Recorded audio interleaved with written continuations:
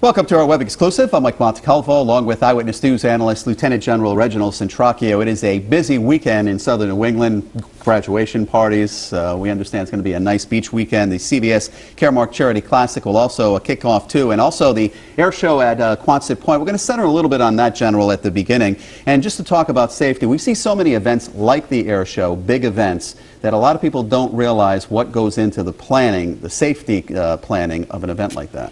You know, the planning for this takes place a year ago, because a year ago is when they start to determine what jet team is going to show up, what other performers will be there. And you actually go to a conference, which is a national conference, and you put in your bid for a particular jet team. Last year we had the Blue Angels, this year is the Thunderbirds. And you don't automatically get these. You have to compete for it. And it's based upon performance as to what kind of safety environment you have, kind of planning, the kind of emergency systems you have to be able to deal with an eventuality that, God forbid, should happen. So when you talk about the planning, it actually started well over a year ago, but as we get closer, it fine-tunes itself, such as the trafficability, making sure you have emergency vehicles here and there and throughout the entire place. Much of the education of the people going to the show, what personal safety is all about, and certainly the overall safety of the aircraft themselves, if you should have some kind of a mishap. You know, one of the biggest problems every year, and we hear it, especially folks who live in Narragansett, I don't think they look forward to this weekend, because you got more than 100,000 people that are going to Quonset to see the event. And you know that the parking lots are closed because as you're driving along the street signs, they're telling you that there is no parking left. So you should be turning around at that point. People don't do that, though. You're right. And I think if we could accomplish one thing in this particular program we're doing right now is to ask people to please pay attention to the signage. It's all over 95, Route 4, and as you go into 401. If it tells you that the parking lots are filled and not accepting anymore, the best thing to do is turn around and go elsewhere. Certainly we don't want to do that, but nevertheless, last year was a prime example where the lots were filled midday, but the 95, 4, and 401 was jammed because people were anticipating other people were going to leave, and it doesn't happen that readily. And obviously leaving early to the show is better. You know, there are a lot of safety things we can talk about. You know, if you're bringing children, this is a key point here, General, because if they happen to get lost, it's going to be very difficult to find them with, you know, 100,000 people there. It is, but the best thing a parent can do is to obviously keep your children in tow and know where they are and have a good idea as to, you know, where you want them to be, and not just let them run loose. That gets pretty dangerous, not only from a matter of safety, but certainly a lot of strange things that could go on. But if you do lose a child, the best thing you do is go with anyone in uniform and just ask they be announced that someone is lost, and they tell you where to report to, and that child would obviously find its way to be reunited. Heat stroke has been a problem in the past. Pete Mangione says this weekend should be nice, not that humid, but just in case it does get too hot, there are some precautions to take into account here too. First of all, you should be well hydrated. The thing, before we get to that too, several of the safety considerations and security situations, you can't bring backpacks and coolers in. But there are many outlets to be able to get water. But they also have erected throughout the facility mist tents, which means if you start to feel a little bit dehydrated, just go into the mist tent. It sprays water all over you. You feel pretty good for a while. But make sure you stay hydrated by drinking lots of water.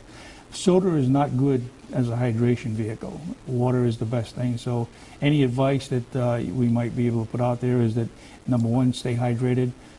Make sure you use proper sunscreen, and certainly sunglasses and a hat, especially for little kids too. And comfortable clothes, and this all sounds like things that everybody would, you would think about doing, but we've seen so many problems over the years because of something like that. Exactly. You know, if you're in your backyard and you start to feel a little prostrate, then you can go in the house and get a drink. But if you're in the middle of an airfield, time goes by so quickly because your attention is taken up by the multitude of action that's going on, and you forget about your personal well-being.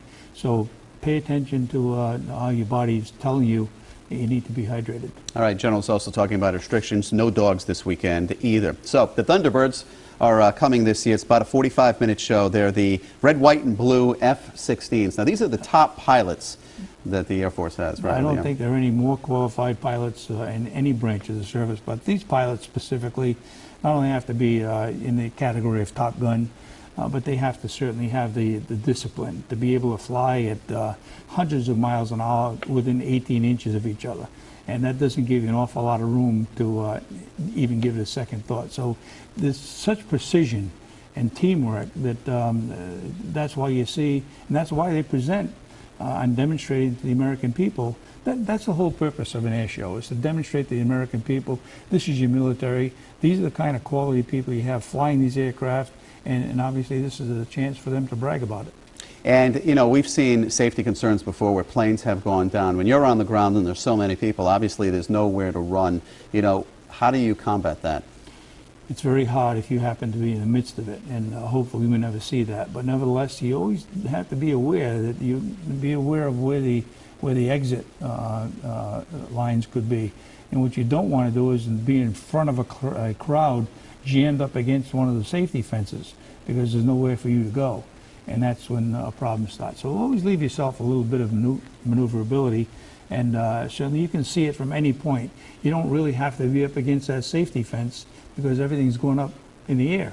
The only thing that happens on the ground is the jet truck, which is always a big drawing card, but that's the only time you need to be up close if you want to experience the heat and the sound of that jet truck. Well, you can hear them coming, General. You can. Well, right. After they've gone by. Yeah, right.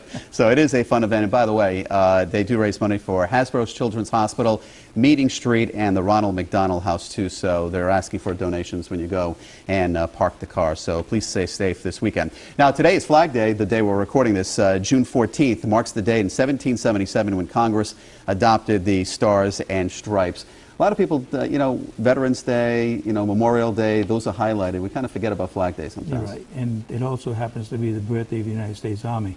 So both not on the same day necessarily, but in 1777, that was when the Congress adopted the flag. 1775 and 76 were the years that the Army was formed. And so you have a commensurate celebration between the Army birthday as well as the adoption of the Stars and Stripes. But there have been many iterations of that flag through the years.